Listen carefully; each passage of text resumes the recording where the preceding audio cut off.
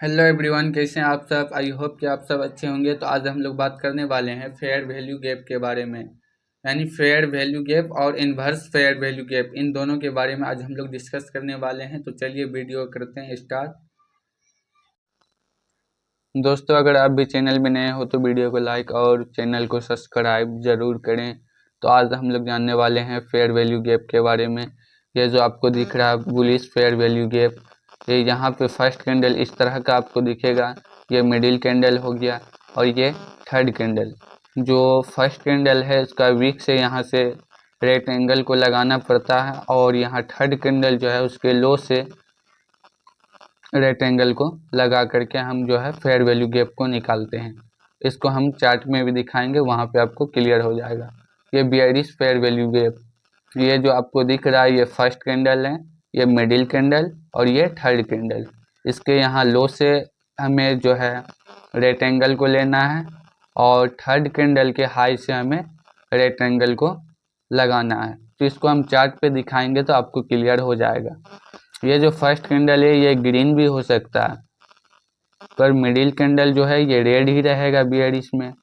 और ये third candle जो है ये ये भी ग्रीन भी हो सकता है, रेड भी हो सकता है, कुछ भी हो सकता है। इसको हम चार्ट पे दिखाएंगे तो आपको क्लियर हो जाएगा। ये है इन्वर्स फेयर वैल्यू गैप, इस तरह से बनता है इन्वर्स फेयर वैल्यू गैप। ये इस तरह से बनेगा, ये फर्स्ट कैंडल, ये मिडिल कैंडल और ये थर्ड कैंडल। उसके बाद यहाँ तक आने के बाद ऊपर जाता है, ऊपर आने के बाद फिर एक बार जो है नीचे आएगा। यहाँ पे एक मिडिल लाइन लगाया जाता है और यहाँ से मार्केट फिर ऊपर की ओर जाता है। इसको हम चार्ट पे दिखाएंगे तो आपको वहाँ पे क्लियर समझ में आएगा। ये हम आपको समझाने के लिए ये दिखा रहे हैं। उसके बाद यहाँ बुलिश एफवीजी यानी फेयर वैल्यू गैप दिख रहा होगा आपको, इस तरह से बन रहा है और इस तरह से नीचे आने के बाद फिर नीचे के ही डायरेक्शन में जाता है। इस तरह अगर आपको कैंडल बनता हुआ दिखे तो ये बुलिश एफवीजी है, यानी इन्वर्स फेयर वैल्यू गैप। आपको किसी भी इंडेक्स के चार्ट पे आ जाना है जिस पे आप ट्रेड करते हो या स्टॉक हो, कुछ भी हो, उस पे आ जाना है और उसके बाद आपको जो है उस तरह का कैंडल बनता हुआ दिखे तो उस पे आपको ट्रेड करना है। तो आपको हम दिखाते हैं कि चार्ट पे वो कैंडल जो है किस तरह से आपको दिखेंगे। पहले आपको हम बताते हैं बुलिश फेयर वैल्यू गैप के बारे में। चलिए बुलिश फेयर वैल्यू गैप का कैंडल किस तरह बन रहा है वो हम आपको दिखाते हैं।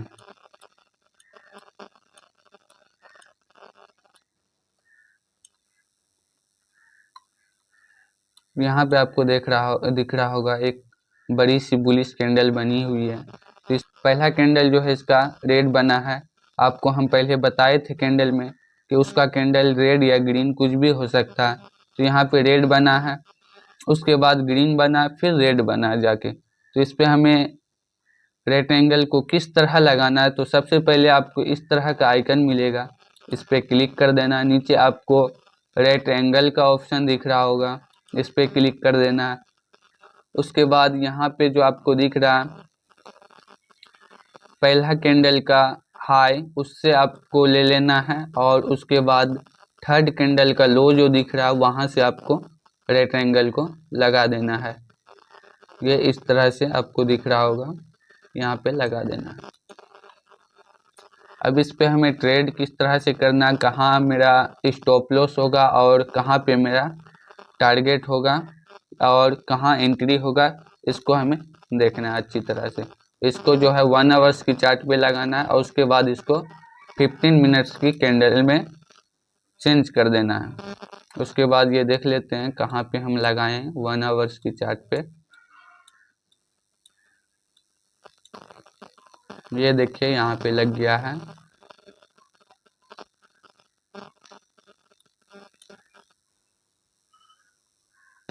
यहाँ पे लग चुका है। उसके बाद मेरा एंट्री कहाँ पे होता है, तो सबसे पहले इस वाले आइकन पे आ जाना है और लॉन्ग पोजीशन को सेलेक्ट कर लेना। उसके बाद एंट्री जो है मेरा यहाँ पे हम लेते हैं, यहाँ जो आपको दिख रहा है एंट्री यहाँ पे बनाते हैं। और उसके बाद एसएल जो होता है मेरा यहाँ का हम ले सकते थे, यहाँ का तो एसएल अच्छी तरह से ले सकते हैं। यहाँ एसएल हो गया मेरा और टारगेट कहाँ पे होता, इधर का जो रेजिस्टेंस है वहाँ मेरा टारगेट होगा। इससे बड़ा रेजिस्टेंस कहाँ पे है, तो यहाँ पे मेरा एक टारगेट हो जाता। हम इतना दूर का टारगेट ले सकते थे, 1.75 का टारगेट हम ले करके चल सकते थे यहाँ पे। अब उसके बाद आपको हम बियरिश फेयर वैल्यू गैप के बारे में बताते हैं। चलिए बियरिश फेयर वैल्यू गैप कहाँ पे बन रहा है ये देख लेते हैं। Bearish fair value gap 1 hours की चार्ट पे फिर से आ जाना है आपको। देखना है बियरिश फेयर वैल्यू गैप कहाँ पे बन रहा है। यहाँ पे आपको दिख रहा होगा कि एक बियरिश फेयर वैल्यू गैप बना हुआ है। सबसे पहले इस पे हमें रेक्टेंगल को लगा लेना है आकर के। यहाँ से सबसे पहले आपको यहाँ पे यानी फर्स्ट कैंडल का लो जो है वहाँ पे लेना है, और उसके बाद थर्ड कैंडल के हाई से वहाँ से हमें इसको सेलेक्ट करना है। अब जो है चार्ट को 15 मिनट के टाइम फ्रेम पे हमें लाना है।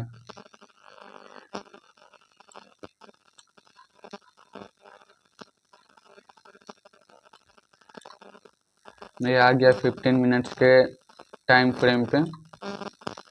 और उसके बाद यहाँ पे हमारा एंट्री कहाँ पे होता है ये आपको हम बता देते हैं। एक एंट्री तो हम अपना यहाँ पे बना सकते थे, इस पे आ जाना है। उसके बाद शॉर्ट पोजीशन जो दिख रहा है इस पे, यहाँ पे आके एक एंट्री हम यहाँ पे अपना अच्छी तरह से बना सकते थे, और हमारा एसएल जो हो जाता यहाँ तक का हमारा एसएल हो जाता, और ये हमारा टारगेट हो जाता। इधर का जो भी दिख रहा होगा वहाँ तक का हम टारगेट लेकर के चल सकते थे। तो आपको बियरिश फेयर वैल्यू गैप भी क्लियर हो चुका होगा। तो अब आपको हम बताने वाले हैं इन्वर्स फेयर वैल्यू गैप के बारे में।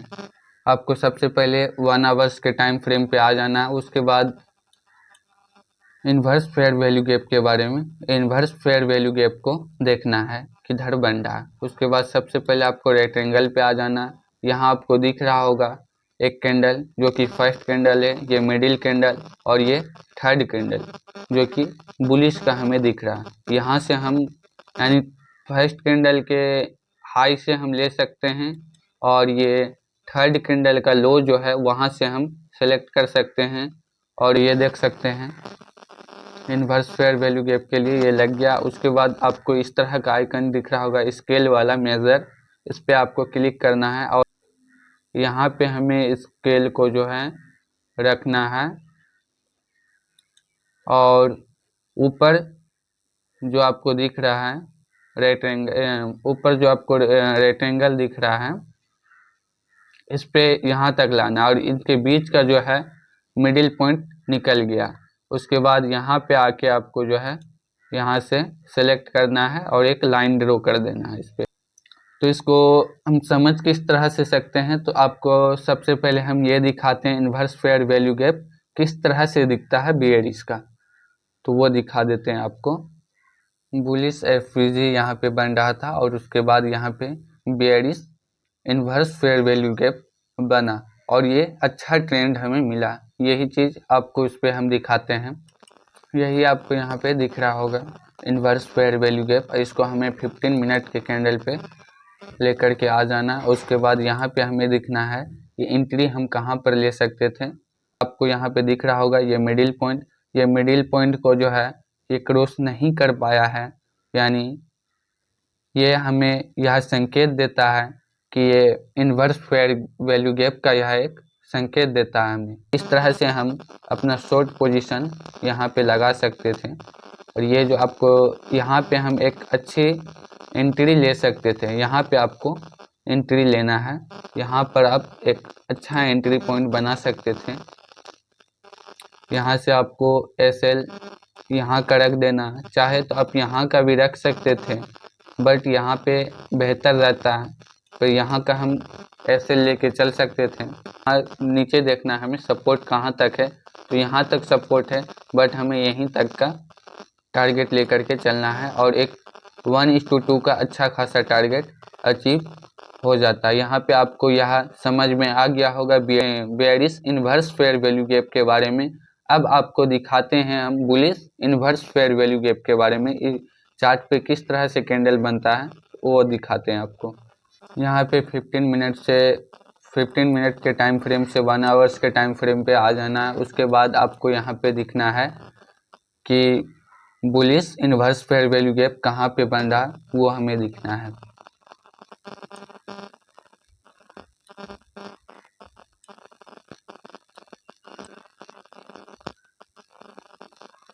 यहाँ पर आपको दिख रहा होगा इस तरह का कैंडल बेयरिश बन रहा है, यानी बेयरिश एफवीजी बन रहा है, फेयर वैल्यू गैप। तो यहाँ पे हम एक अपना इन्वर्स फेयर वैल्यू गैप देख सकते हैं किस तरह से बना है। इस पे यहाँ पे रेक्टेंगल को लगाना है फर्स्ट कैंडल के लो से, और थर्ड कैंडल के हाई से हमें रेक्टेंगल को लगाना है यहाँ पे। और स्केल से जो है हमें यहाँ पे इसका इन दोनों के बीच का डिस्टेंस को निकालना है।